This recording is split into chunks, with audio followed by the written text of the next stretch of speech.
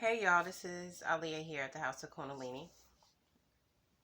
So, I did a video a little earlier about the situation with Richard Pryor's son. You know the story where there is an allegation that Paul Mooney had sexual contact with him. Now, one of the things that I did hear is that the ex-bodyguard has said that Richard Pryor Jr. was a little boy when the situation occurred. I also read TMZ, and they said that he was 20, allegedly, when the situation happened. I don't know.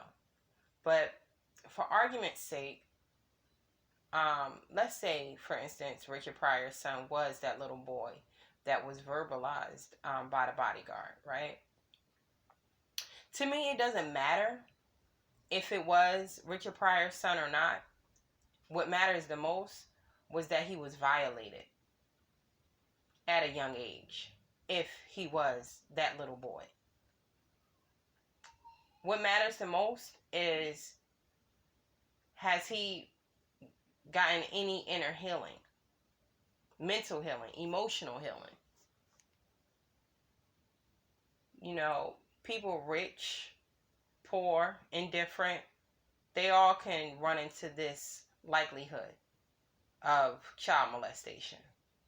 You know, we hear about it with these Catholic priests, these coaches, teachers, different people from all walks of life experience this. It's not even so much if it was Richard Pryor's son, like, oh my God, Richard Pryor's son. No, it was a kid that was violated is most important.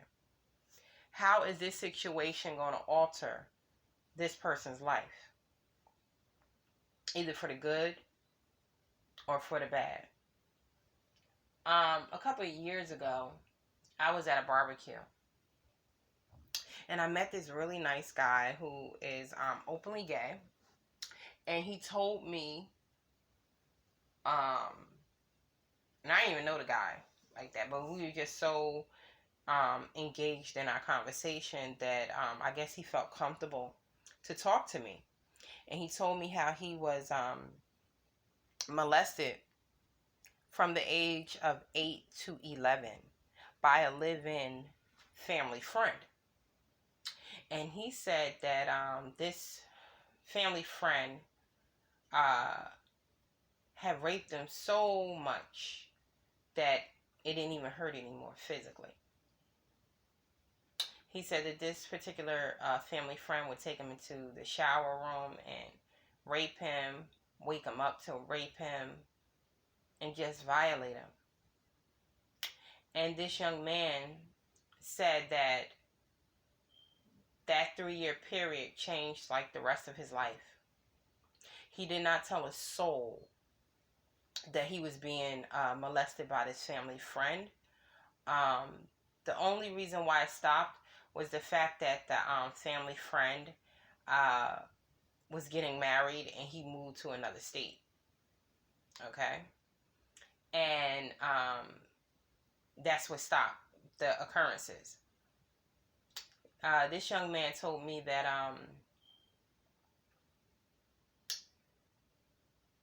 from the time he was molested up until his adulthood, his life was forever changed. He had sexual identity issues. In his early years of his life, he identified himself as heterosexual, and he had a lot of girlfriends, he said. He said he was very promiscuous, but deep down inside, he said that he felt not like a man. He said that he felt demasculated because of the situation, and he never told any of the females he dated what happened to him. He would just go out with them. You know, it was almost like a love him and leave him type of thing he would do. Until he turned, I think, 19 or 20-ish or whatever. And he came out to his, one of his parents he came out to. I think it might have been his I think he might have came out to his dad, because this family friend was really a friend of his dad. And he told his dad that he was homosexual, and told him also that he was molested by this family friend. I don't know the whole details what happened, but I do know that allegedly the father had sought some type of street justice as a result to his friend violating his son. And when I think about this Richard Pryor story, it just makes me think about that young man, and think about how he went through so much and tried to mask it with being with multiple women, try to mask it by having the love him and leave him attitude. And he was really like hurting inside and dying inside.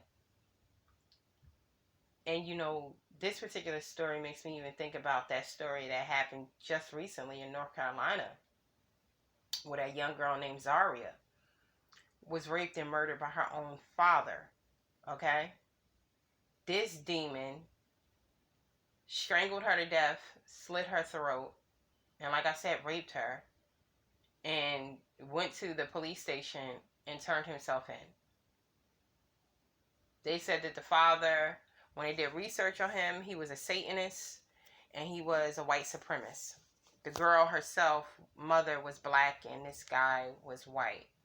Pretty interesting that he was a white supremacist but had a biracial daughter. But anyway,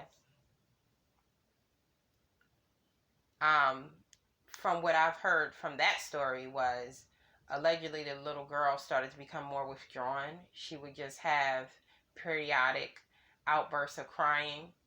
And I know there was a situation where she was crying in the bathroom. The mother heard her cry in the bathroom, asked her what was the matter, and the little girl just shook her head and didn't convey what was the real situation.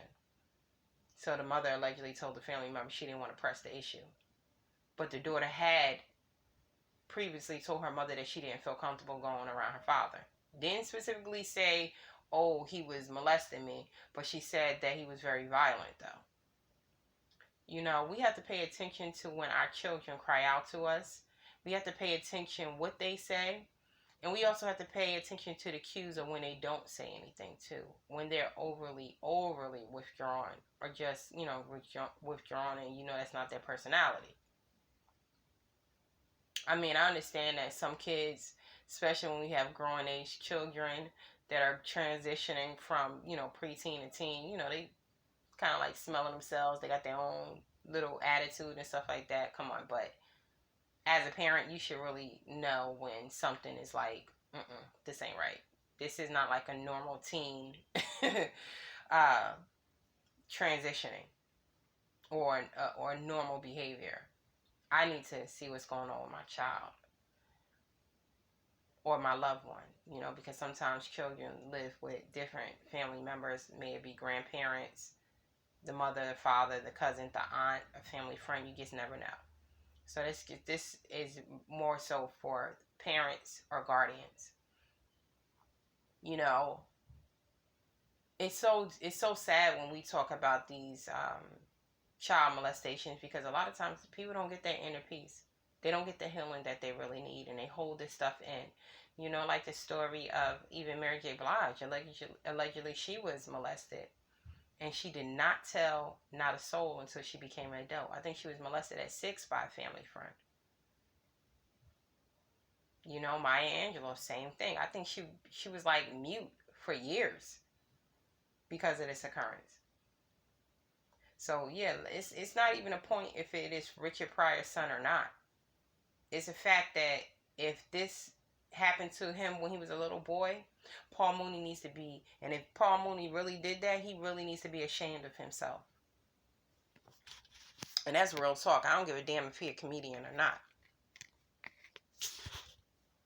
If he really did that, and he molested him as a little boy, he's dead wrong. Dead, totally wrong for that.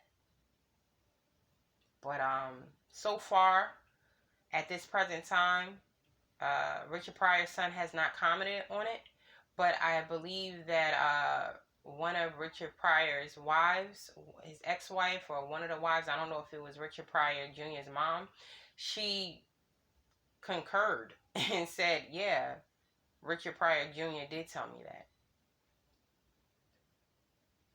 But I just wanted to put this PSA out and just, let the parents and guardians pay attention to your children. Because sometimes they might be too afraid to talk about that. They might be embarrassed. They might be ashamed. They might think that, they might be harmed. But, this story kind of like touched me because it made me think about that young man who I met a few years ago. But anyway, people, make sure you like, share, comment, and subscribe. Peace.